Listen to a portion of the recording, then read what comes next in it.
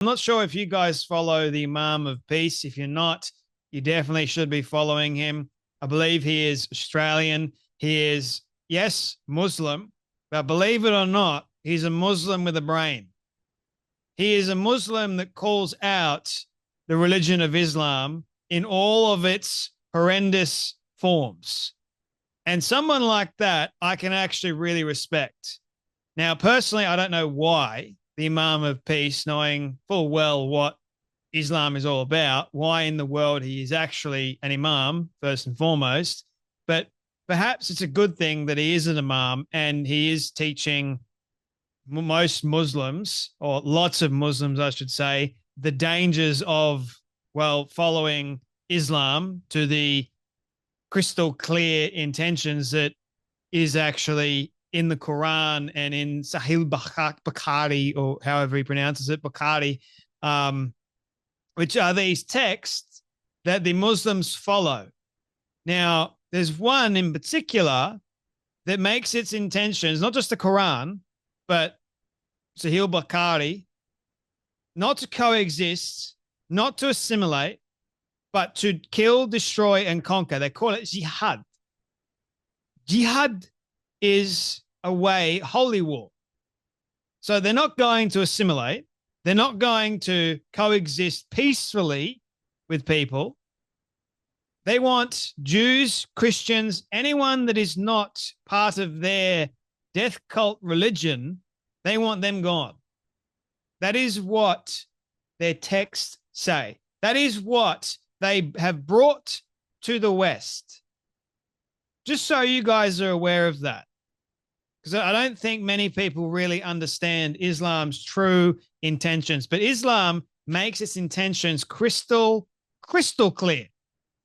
And if you've got an imam that is making a video sharing and reading from the passage, and then you've got other imams, not like the Imam of Peace, but other imams that are preaching or teaching that you must, as a good Muslim, you must, in the sake or the cause of Allah, you must go out there, be killed, and think that you're going to be resurrected and then killed again and then resurrected and then killed again and then resurrected. And then you can go out and blow yourself up and then get your 72 virgins.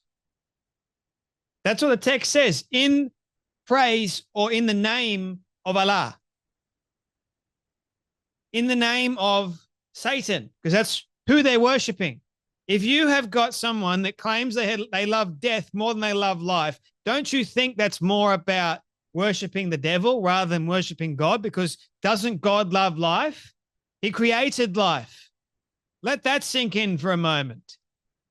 You know, something that's also very important that I want people to understand is the Muslims will go, you're going to be met with men that love death more than they love life. You know what's more powerful than death?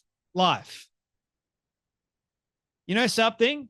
If you've got people that love life more than they love death, I think that's going to stand out and that's going to win over someone that loves death more than they love life. Hey, if you love death, by all means, go right ahead. But go take yourself to hell, because that's what you want. I don't want you to go to hell, and I'm going to do my best to try and teach you how you can get to heaven rather than get to hell, but it's your choice at the end of the day. If you claim to love death and you are so blinded by lies, because that's what the religion of Islam is teaching people, lies, and it's not just me, man. Read the text. It's all there. It's plain as day. If you read the damn text, it's not too hard to see what Muhammad was all about, what the Quran is teaching, and what Muslims truly want, or what Islam truly wants. Domination. Have a watch of the Imam of Peace.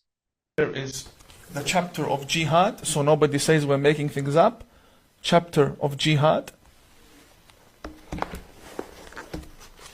We will open the chapter of jihad that is present in all of our mosques.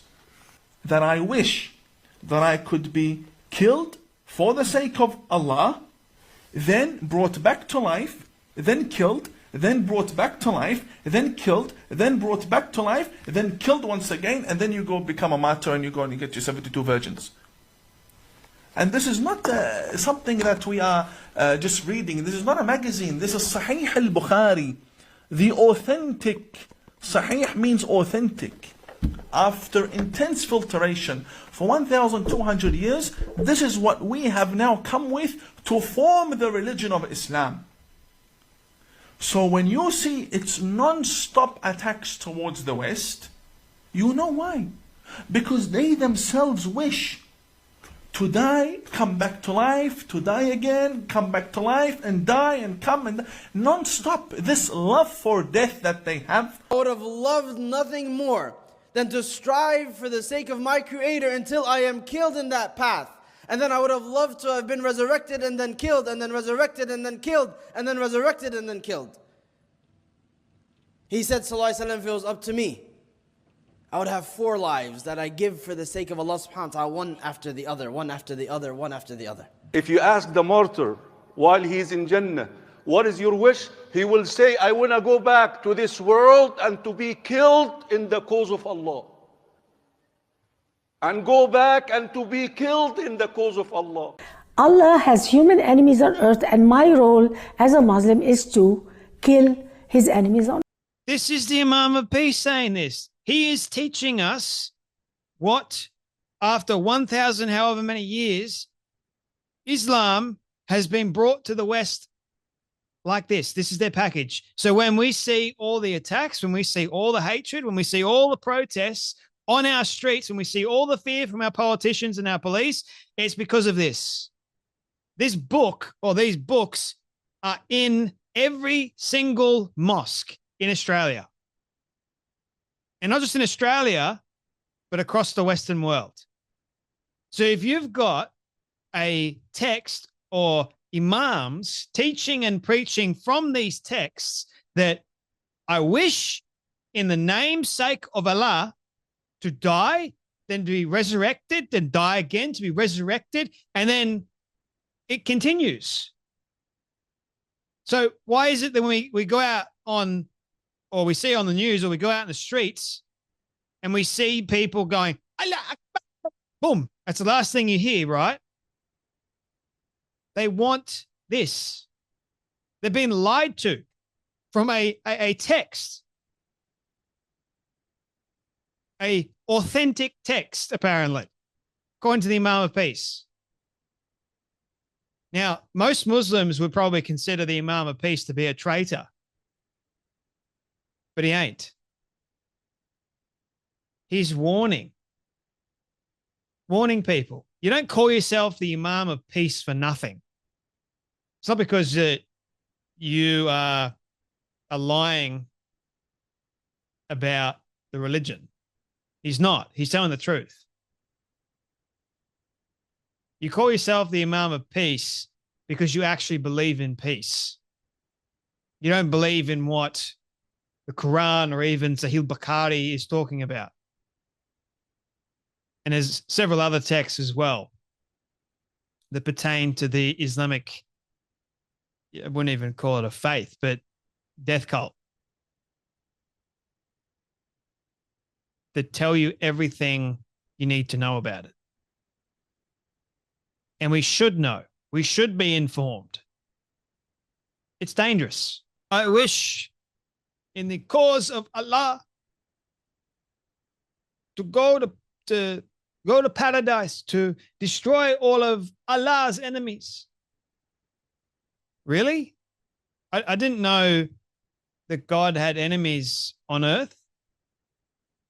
I thought he loved everyone, that he sent his only begotten son to die for everyone.